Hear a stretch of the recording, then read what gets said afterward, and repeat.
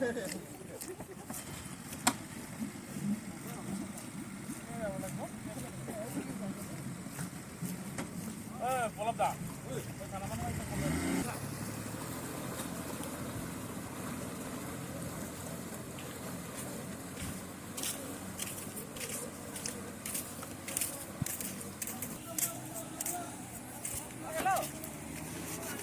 আছে এটা সময় নাই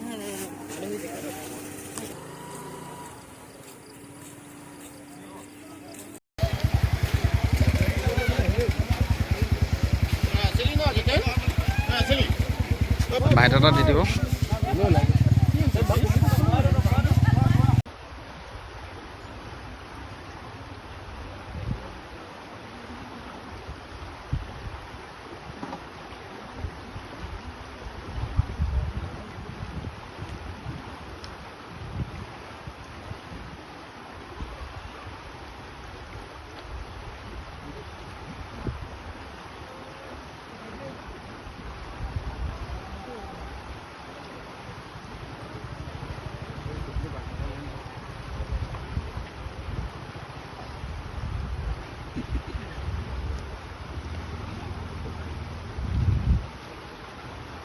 ঠাইখনৰ নামটো কি আৰু কি হ'ল ইয়াত ঘটনাটো?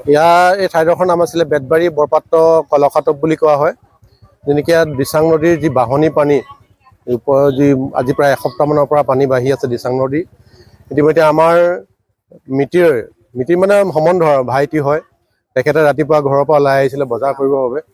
বজাৰ কৰি মেলি ঘৰলৈ যাওঁতেই যিটো ৰাস্তা ব্ৰহ্মপুত্ৰ যি দিচাং নদীৰ পানীয়ে গোটেই বুঢ়াই পেলালে কোবাল সোঁত, এই সোঁতত তেখেতৰ ভৰিকেইটা শ্লিপ হৈ যোৱাত দ খাৱৈত পৰি যায়। ইতিমধ্যে তেখেতৰ যি দুবাৰু আহি পিনি তেখেতৰ মৃতদেহটো এতিয়া উদ্ধাৰ কৰিছে পানীৰ মাজৰ পৰাই। তেখেতৰ নামটো আছিলে অভিজিত চাংমাই ওৰফে ভাইকন চাংমাই বুলিহে সকলোৱে জ্ঞাত। তেখেতৰ ভাৰ্যাসহ আৰু দুজনী ছোৱালী এই সংসাৰ ত্যাগ কৰিছে। এই দিচাং নদীৰ যি এসপ্তাহমানৰ পৰাই পানী বাঢ়িয়ে আছে এতিয়া ইতিমধ্যে ঘৰটো বুৰিয়ে আছে। এতিয়া মথাউৰি প্ৰায় ডুবু অৱস্থা হৈছে। মথাউৰি ডুবি গ'লে গোটেই শিৱসাগৰ অঞ্চল মুঠতে পুৰা টাউনত ডুব যাব এনেধৰণৰ অৱস্থা। তেখেতৰ বয়স প্ৰায় 42 বছৰমান হৈছে এতিয়া।